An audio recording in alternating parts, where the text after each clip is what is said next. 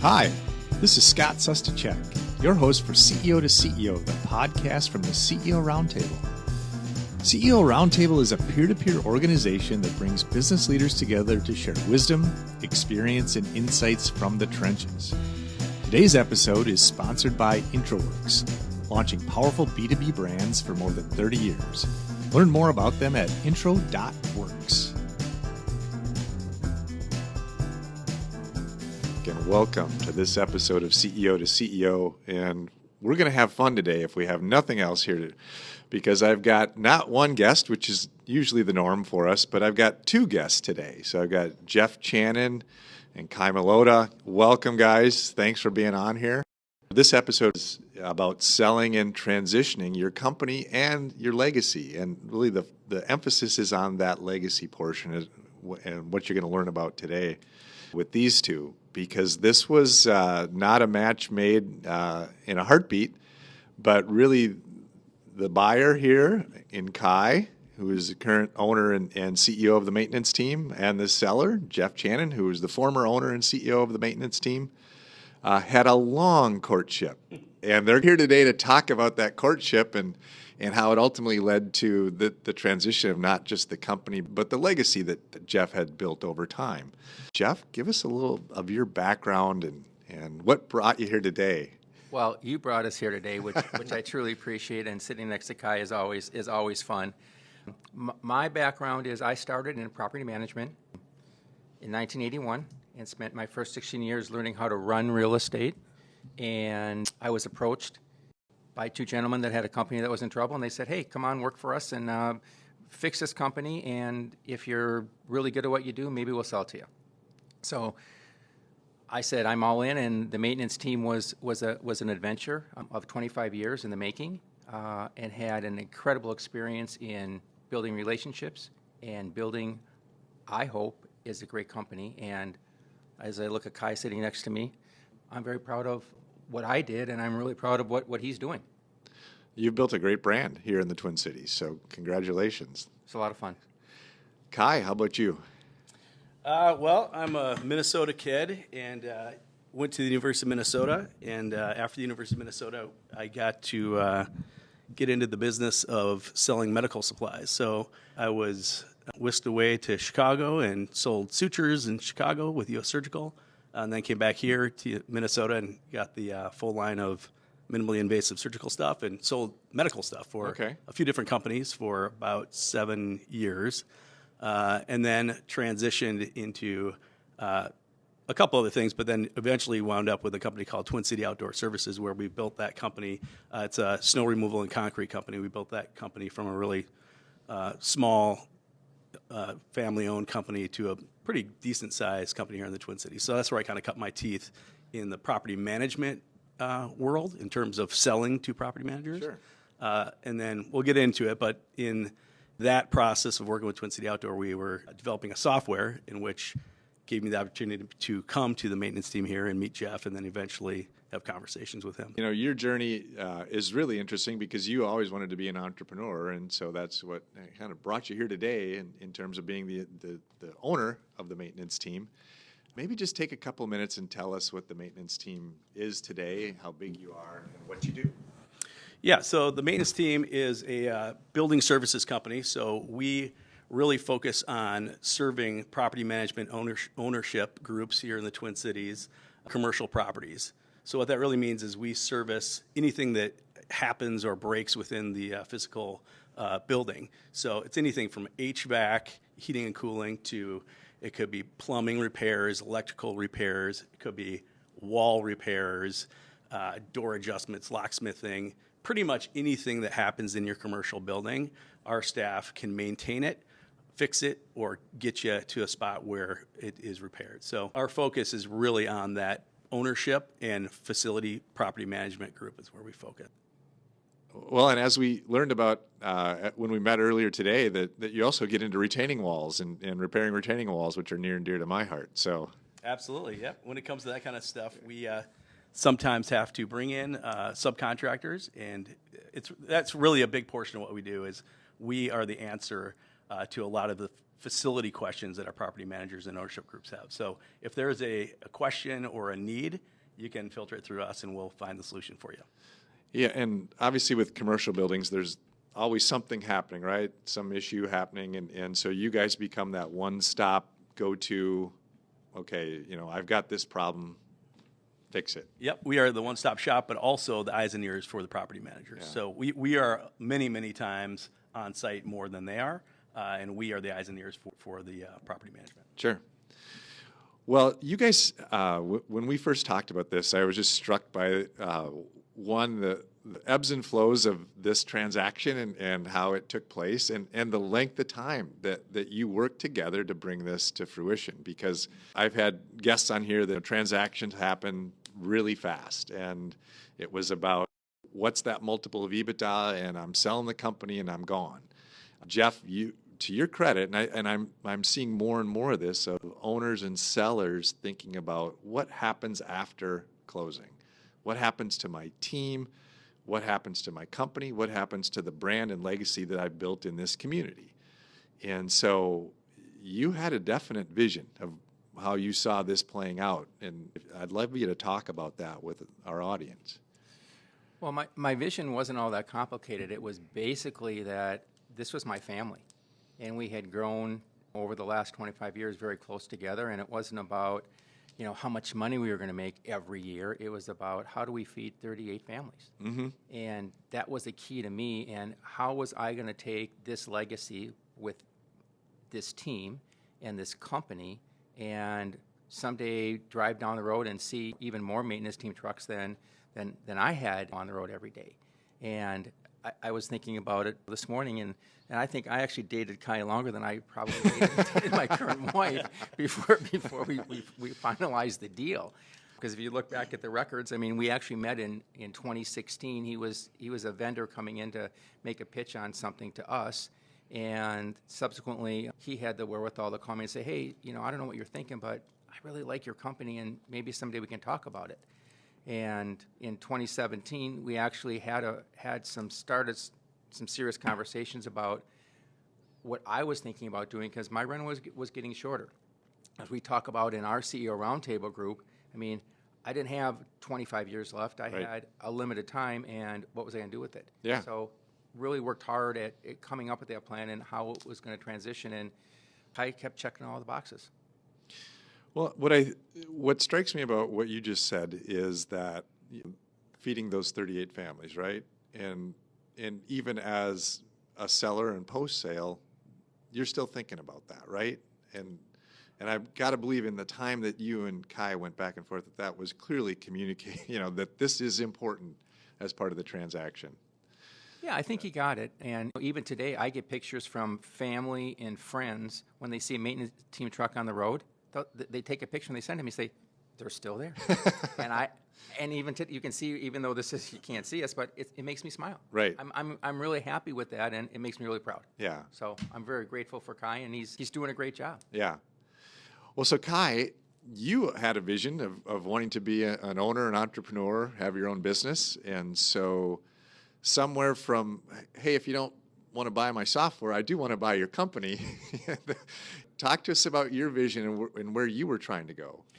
Yeah, so for me, at the time, I was 45 years old, and I was working for a privately owned company, and I was making other people a lot of money, and I just kind of had that moment in my life where I was like, is this what I'm going to do for the rest of my life? Which would have been fine. Right. So I kind of did the old pro-con list, not kind of, totally did the pro-con list, and really broke it down and got to a spot with my wife and started to think about, well, maybe I get up to the plate and take a swing, and really got to a spot where I'd made the decision to do that. So in that time frame, I was in this building at the maintenance team trying to do some beta testing for a software we were developing, and through that time, I knew that I wanted to buy something in the selling to property managers and property owners, because that's what I'd been doing, and I don't have to reinvent the wheel.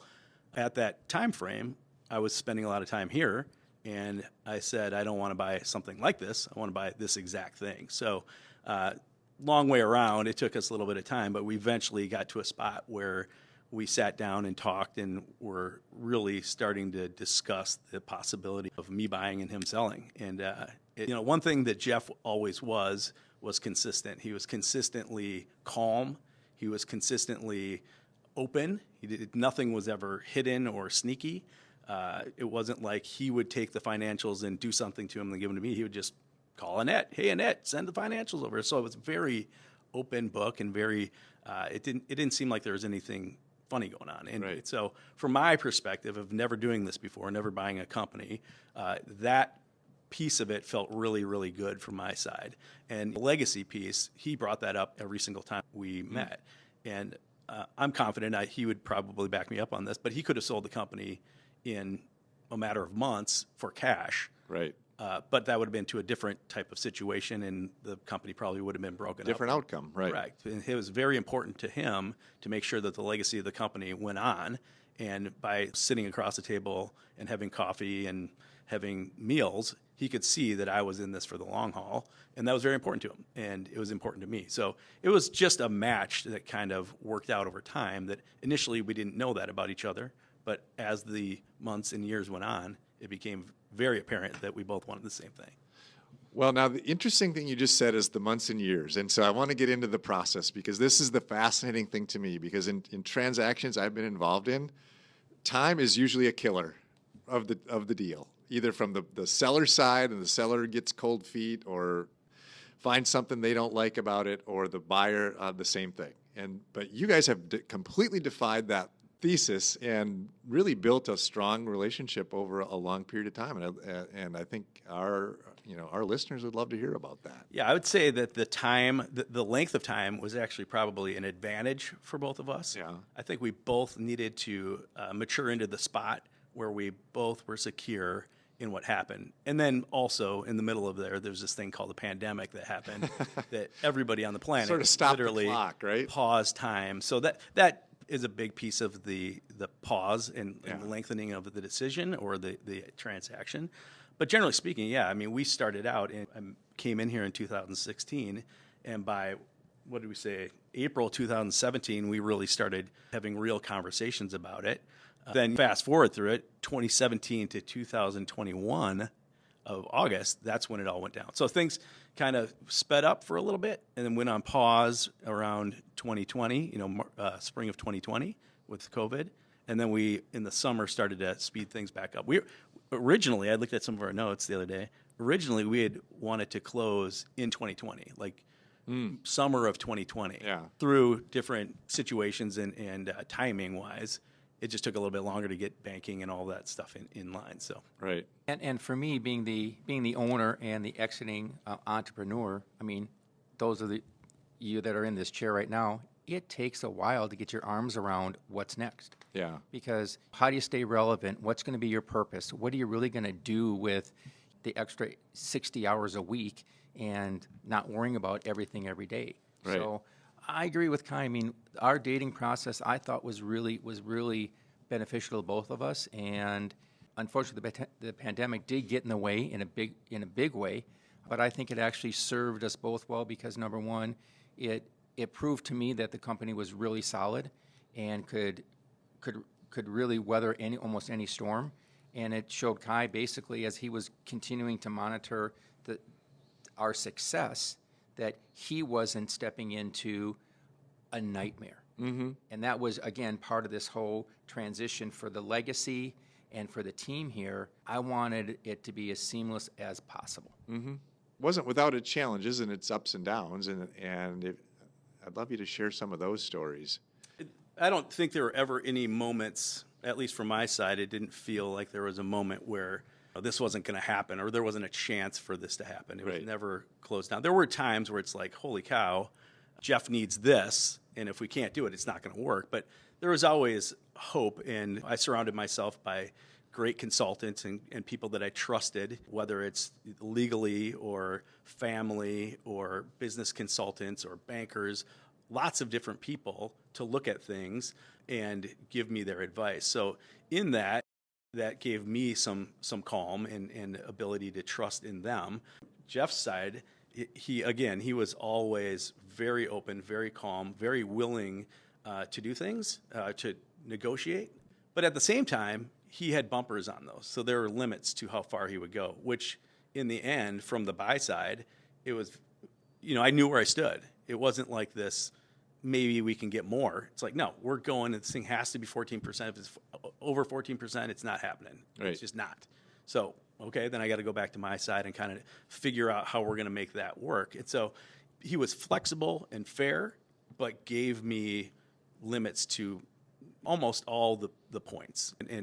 And then, like, at the end, in the very end, we had to figure out, like, we're talking a couple days before, we realized that bonuses had to be paid at the end of the year, and we're in August. So, holy crap, we're talking about lots of money Right. that's going to be paid out at the end of the year. And, well, I wasn't here for the vast majority of the year, and he was totally calm in it. Yeah. He said, we can work it out. It's not going to be a problem. And then we just negotiated in a matter of hours or minutes, maybe, of how we're going to work through it. And it worked. And he stood by his word and made it happen. My point is that in that moment, that could have been a killer. That could have been, hey, we're done. This isn't going to work. We have to push the closing out another month. And he's didn't have to do that. We worked it out. We became very intentional. Yeah. In the process. I don't think we started that way, but it became super intentional. And our letter of understanding was really very clear. And as we moved into a letter of intent, the terms were right there in front of us. And as Kai said, yeah, you got to arm wrestle a couple of things. And I still never forget one of the issues we were dealing with. I was in a room with him and his dad, and who was outstanding. He's an attorney, right? Yeah. And he looked at me and he said, "Well, we just have to have this done." And I looked at him and I smiled, and I said, "I understand that, but let me give you my side and why we had set this up originally this way." Right. And we looked at each other, and we both wound up happy. Mm-hmm. And that's how a majority of everything went from, as Kai said, the bonus thing was a no-brainer because it was fair. Right. And I'd also echo at the very last day, we really didn't know in terms of cash flow where we were going to land. So we kind of estimated where we were going to be. And then day of, there was more receivables out there than we had originally thought. So at the last minute, we have to figure out, okay, well, how is this going to work? Right. And, we're off to the side figuring out what we're going to do, and then we nailed down the number. Ultimately, I bought more receivables, which short term gives me more cash up front, and long term, I have to pay on it. But that was something that, again, at the last minute, everyone stayed calm, and Jeff wasn't digging his heels in. He said, well, let's just think about this and work it out. And it probably threw him off of some of his ratios a little bit, but at the end of the day, it doesn't matter. The bigger picture was making the transaction, moving forward, and getting this done. Right. So everybody remained calm, and I appreciated that all the way along. Well, I think the thing that I certainly hear coming through loud and clear on this is that you had built a relationship over time, and whenever there was a challenge or a potential roadblock, you deferred to the relationship and to figure out through trust, hey, let's get to the other side of this. Versus two parties who don't know each other, and it's all about just the transaction and what the dollars on paper are. It's really an incredible story. Obviously, you guys remain good friends, and here we are post-transaction. Talk to me about how you're dealing with each other right now, because you seem to have a great relationship. I'll start out with it, like post-transaction right away. So, part of it is with an SBA loan, you can only stay on for so long. And part of what I said before was about setting bumpers in terms of expectations. And one of the reasons why we were hustling to get it done in August of 21 was he had a deadline of when he was leaving town, and that was not negotiable. So he was leaving town to go to California for the winter. Which meant we had to close this thing so I could have him in town for as long as possible to grab as much information out of him as possible. At the time, it was scary. At the time, it was like, oh my God, he's my training wheels. I need him as much as possible. But as we got into it, he was very kind with his time, spent more time and more energy than he probably needed. But he gave me a lot of rope. And a lot of help along the way to get to that time where we knew he was leaving town. Now, once he left town, he was still very available via video calls and things like that. Right. But it gave us some deadlines that were firm. It wasn't kind of this, well, let's kind of sort of be done maybe October 1. No, it was happening on that day, period, which from my side was great because we knew where we stood. So it was kind of fun to not fun, but it was a good situation to be in, to know your limits on what you need to gather and the speed in which you need to gather it. Sure. Yeah, and for me, we had the guidelines out there, and it made it very easy for us to just keep that as the prize. I mean, that was our focus. That was the prize. And you said something interesting earlier about trust.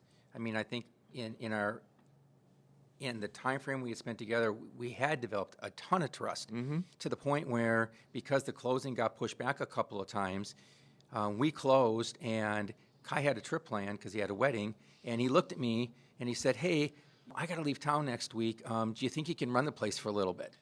You know, and For the record, there's a little bit more forethought than me chucking the keys at him and saying, "Keep watching the place." But okay. But through the whole process and after the fact, I mean, when we would talk about stuff, he didn't have to say, "Well, is he telling me this because that's what I want to hear, or is that the real deal?" He didn't have to spend a lot of time going through stuff to say, It was like, "Okay, here's what I'm thinking, here's why."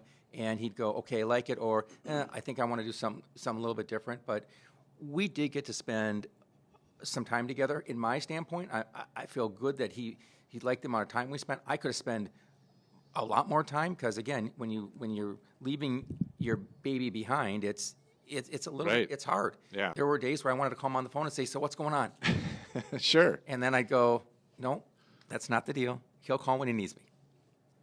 And I think that's a natural feeling, right? I mean, I hope so. And I think even today, when I get back in town, I call him or we send a text and I say, "Hey, I'm in the neighborhood." He says, "Well, come on over." right. You know, and it's never a 10-minute visit. It's a half an hour, and I screw up his day, and I feel kind of bad about it, but not really. He's just very generous with his time, and he did this for a very, very long time. So I think I would be missing something if I didn't lean on that a little bit and ask his advice. And he's very kind with his time and his advice. And you haven't missed yet, so it's been great.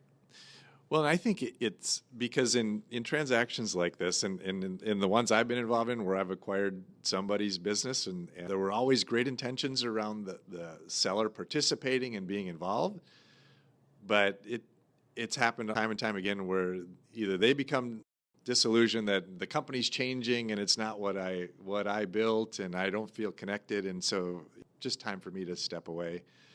Or they're just too involved and too, wanting to have their hands in everything. And so as a buyer, you're like, we don't quite, we appreciate that, but we don't quite need that. So you guys have really found an incredible rhythm. And I think it's, again, a testament to the time you took on the front end to get to know each other, to build that trust and relationship. And it clearly is carried forward. So yeah, that pathway on the backside in terms of the consulting agreement was down to the hour was, how many hours per week. We knew how that was going to taper off over the year. And with an SBA loan, it's 1 year and it's done in terms of the actual consulting. So those borderlines, those bumpers were there again. And as always, he was very generous beyond the 1 year and was willing to give me tons of advice. So.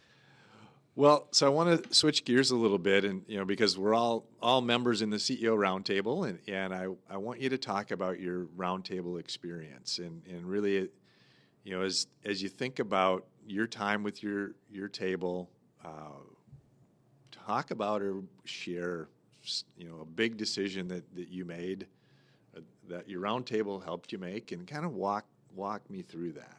What did that look like? I'll start because he's been with the CEO Roundtable a lot longer than I have, so you might need a little bit more airtime. For me, that was one of the CEO Roundtable is something that Jeff suggested to me while we were in negotiations. As part of the process. Yeah, and then once the transaction was done, he really said, "This is something you should really consider." So I went through the process of doing it. While I was doing it, I was meeting with other people, and I ran into other people in the CEO Roundtable that didn't know about Jeff telling me to be in it. and everybody pointed me in that direction. So I was lucky enough to join on with Roundtable 7, which has a great variety of businesses and people, and I've gained a ton from them. I would say specifically one thing that's kind of stuck out was after Jeff left, we had probably a year in, we reorged within the company. Okay. And that whole process, is something that I'd sort of done in the past, but not to this level of really shifting things around and really knowing how it affects the bottom line and where people's skills best fit and identifying all that. And the roundtable really helped me break it down to the studs and really focus in on where do people fit best in the situation that I had within the boundaries of not spending $1 trillion. So they were very helpful on that, and I took a ton from that. So and continue to do so as we make little tweaks. Yeah. Jeff, how about you? Well, I've been in a roundtable for 25 years now, and part of this organization as a board chair on 2 different terms and on the board for a number of years. And I love the peer-to-peer sharing. I had a situation early on in my career where I made a huge mistake, financially detrimental, and the group rallied around me so strongly that one of the members who had a very strong financial background actually volunteered their time to come in and do a forensic analysis of my books. And the group put me back on my feet and got me together, and without that group at that time, I don't think I'd be sitting here. Yeah. So the no judgment zone, the peer-to-peer sharing for my entire career has been critical. I can't speak highly enough about the organization, and today I facilitate a group because I don't qualify to be a member, so I actually facilitate a group, and it gives me great satisfaction. It keeps me really well connected. Well, and you both shared, what I would call, big inflection points in your business where you're considering something or something's happened, right? And you need just unvarnished advice about, okay, what are my options? Where can I go? What am I missing? Great examples. So now we reach a little more of the fun side of the show where I want our audience, our listeners, to learn more about each of you. So I have 3 questions I ask everybody that comes on. So favorite movie? I'll hop in first. The Last Samurai. All right. Because I love the duty, the honor, the tradition, the family values in that movie. All right. I would say Usual Suspects for sure. That movie is always, if I'm clicking past it, I've always... Kaiser Sose, right? That's correct. I love it. All right. And then what are you reading now? Well, I just finished last night The Old Man and the Sea, an old classic that someone said you need to read again if you haven't, and I just finished it. And the new book I'm going to read is And None Shall Make Them Afraid. It's a book about, it's 8 stories about modern Israel. Okay. So I'm very curious to see what this book has to say. Oh, yeah. I'm currently working through Rocket Fuel right now, so Okay. Obviously we're kind of in the middle of. It's been very helpful for us internally, working through it with my director of operations and learning a ton. So Rocket Fuel has been great for us. So that's a great book, and I know we have a lot of EOS companies in the roundtable. So Rocket Fuel is really that about how the visionary and the integrator work together to make it all go, right? Absolutely. Yeah. So. And then the last one, and maybe the funnest, but your bucket list concert that you'd go to. Well, mine will be Bob Seger if he decides to come out this year. I'm just an old rock and roll guy. All right. Classic. I am also a rock and roll guy. I would say my bucket list would be Led Zeppelin. However, some of them are no longer with us. So I would say a realistic bucket list would be less about the who is playing or more about where it's playing. I've never been to Red Rocks, and I would love to go to Red Rocks and listen to just about anybody. But I've only heard great things about it. Like you, I haven't been there either, but that would be somewhere I need to go. Both of you, thank you so much. This has been fantastic. We could go on and on. I think you probably have a lot more stories about the deal over that kind of time frame, but I think you've really given us a great flavor of your approach to this transaction, and it's really vaulted the maintenance team and the business into that future in a successful way. So congratulations. And thank you both. Thanks for having us.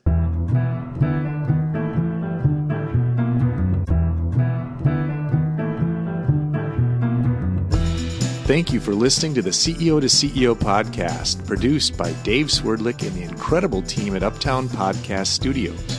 You can find them at uptownpodcast.com. Be certain to subscribe so you don't miss an episode with more CEO wisdom highlighting experience and insights from the trenches. If you enjoyed this podcast, please leave us a review and share with others. If you are a Minnesota-based business leader who would like to learn more about being part of a peer advisory roundtable, check us out at ceo-roundtable.org.